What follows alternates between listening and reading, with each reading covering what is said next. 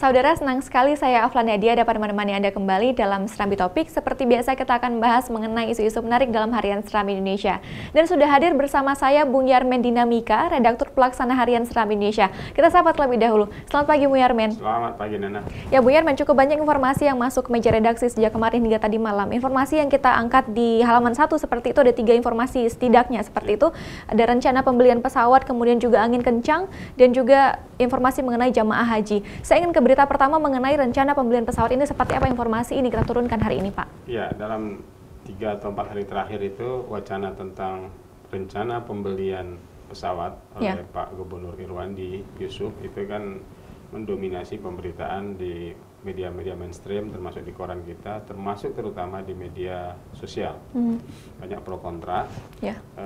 Di tengah situasi seperti itu, beliau kan sedang berada di Turki nih, DPRA, khususnya Badan Anggaran Banggar namanya, Badan Anggaran DPRA itu mengkritisi wacana ini dengan cara bertanya. Pertanyaannya memang agak mendetil kepada tim TAPA, tim anggaran pemerintahan Aceh. Pertanyaan mereka pertama, itu pesawat yang mau dibeli itu spesifikasinya seperti apa? Di mana akan dibeli atau di mana akan dirakit?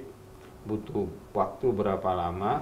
Sekarang minta panjar segini, total yang dibutuhkan dari total pembelian itu berapa harganya, dan kemudian apakah nanti kalau udah jadi, udah operasional, ada jaminan nggak bahwa illegal fishing atau illegal lodging itu bisa berkurang gitu. Jadi itu pertanyaan-pertanyaan yang lebih spesifik, karena bagi mereka kan setiap rupiah keluar harus ada manfaatnya bagi rakyat Aceh.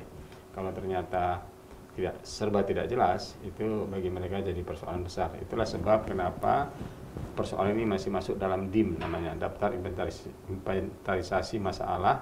Sepulang Pak Irwandi mungkin akan dia terangkan lebih detail gitu. Meskipun di WA di Facebooknya Irwandi sudah menjelaskan, tapi kan itu bukan alat komunikasi politik yang pas buat DPR, bukan seperti itu mekanismenya kan. Harus ketika ditanya harus ada jawaban dari tim TAPA atau dalam ini Pak Gubernur.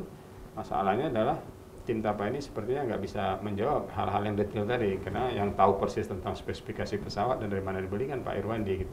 Itu satu hambatan. Tetapi pada dasarnya di TAPA itu memberi kabar kepada wartawan kita, sebetulnya panjar untuk pembelian pesawat ini belum berarti di-close, belum ditiadakan. Ada kemungkinan masih tetap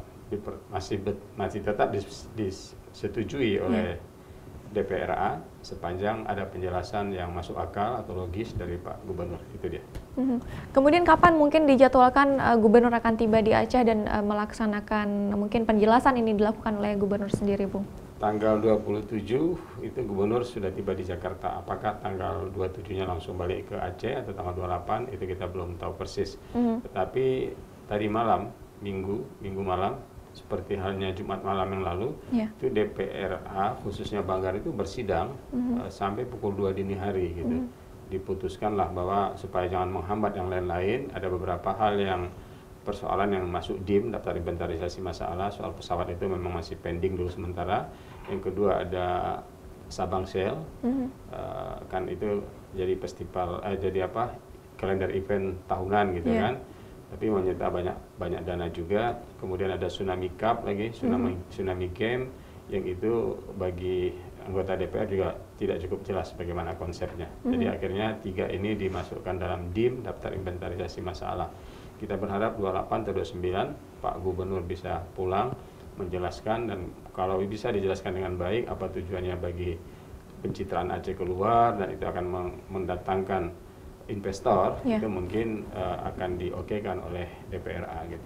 Tentunya juga terkait dengan rencana pembelian pesawat ini juga kita harapkan semoga pemerintah bisa mengambil langkah atau solusi yang terbaik gitu seperti itu untuk pembangunan Aceh ke depannya, Bung. Itu harapan kita. Kita beralih ke informasi lainnya, mungkin juga musibah yang terjadi di Aceh terkait dengan angin kencang. Iya. Sabtu dan Minggu relatif kencang angin di beberapa tempat di Aceh. Yang terdampak itu ada di 2 tempat, terutama di Idi, Aceh Timur, dan kemudian di Aceh Besar. Dari Aceh Timur dikabarkan bahwa ada satu kapal motor, bot ya artinya, Sarina Rezeki itu hilang dihantam ombak kira-kira 7 mil arah utara Kuala Idi, Aceh Timur. Itu kejadiannya pada Sabtu pagi hari, Sabtu kemarin, Sabtu 2 hari yang lalu. Nah, ketika kapal itu pecah, 4 orang awaknya jatuh ke laut, tercebur ke laut, tapi alhamdulillah karena semuanya bisa berenang, 3 berhasil diselamatkan, apalagi ada tim SAR yang melihat dekat dengan kejadian dan kemudian langsung bisa menyelamatkan korban. Yang satu ini yang kemudian hilang sampai hari ini namanya Ismail. Ismail itu umurnya 32 tahun, setelah tenggelam ya udah nggak muncul-muncul lagi gitu. Pencarian masih tetap dilakukan oleh tim SAR, dibantu oleh pos TNI AL dan Kamla. Diharapkan bisa dapat segera jenazahnya kalau memang udah meninggal, atau bisa didapatkan orangnya kalau ternyata hanyut gitu. Satu. Kemudian juga karena dampak angin kencang, ada satu remaja Rina Safitri umurnya 13 tahun, dia ini siswi kelas 2 SMP Negeri 3 Kurung Barunajaya Aceh Besar. Di rumahnya kemarin di salah satu kampung di Kecamatan Kurung Barona itu juga mengalami musibah angin kencang menumbangkan pohon kelapa. Terus jatuh ke kamar dia ada di kamar itu sehingga pinggangnya cedera, lengannya cedera, dan pahanya juga cedera gitu. Agak prihatin kondisinya, tapi nyawanya terselamatkan, sudah ditangani oleh tim medis gitu. Itu dia. Bagaimana kondisi dari korban sendiri saat ini, Bu? Pertama dia sadar, yang kedua kalau sakit luka-luka tadi teratasi, maka persoalan dia akan tidak mengakibatkan gerak dia terganggu gitu, masih bisa bersekolah gitu. Tapi kondisinya pada hari pertama kejadian, pada hari Minggu yang lalu ya, minggu kemarin itu agak parah, tapi kemudian cepat ditangani sehingga 3 tempat luka lengan, paha dan pinggang itu sudah menjadi sasaran utama pengobatan atau perawatan terhadap si Rina ini. Ya, tentunya juga informasi ini bisa Anda baca saudara secara lengkap dalam Harian Seram Indonesia edisi hari ini. Dan satu lagi, Bu, informasi yang terakhir yang juga cukup menarik perhatian masyarakat Aceh terkait dengan kondisi jamaah haji Aceh yang ada di sana. Ya, jemaah haji Aceh sebetulnya tinggal jadwal menjelang pulang saja ya. 1 Oktober ini sedianya ada jemaah kita yang akan pulang. Dan jemaah itu yang kemudian meninggal, namanya Tengku Armansyah AR, dia itu berasal dari Aceh Tengah. Ya, satu-satunya jemaah yang Jumat malam kemarin itu, Jumat sore meninggal di penginapannya gitu. Pulang dari Masjidil Nabawi, terus kemudian dia merasa perlu duduk-duduk karena agak lelah, duduk di lobi, tiba-tiba dia merasa dadanya nyeri, dia masuk ke kamar, minta bantu sama istrinya, rupanya dalam keadaan gawat, sehingga kemudian didatangkan tim kesehatan, ketika ditangani sudah meninggal.